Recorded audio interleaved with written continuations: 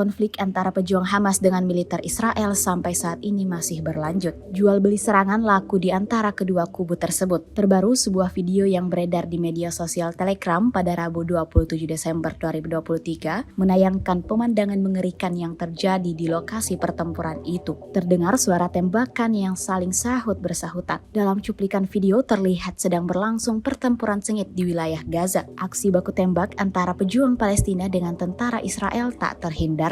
Diketahui dari narasi unggahan, aksi bentrok itu terjadi di timur kamp pengungsi Al-Braij, jalur Gaza Tengah. Video ini viral dan menuai banyak respon dari warganet.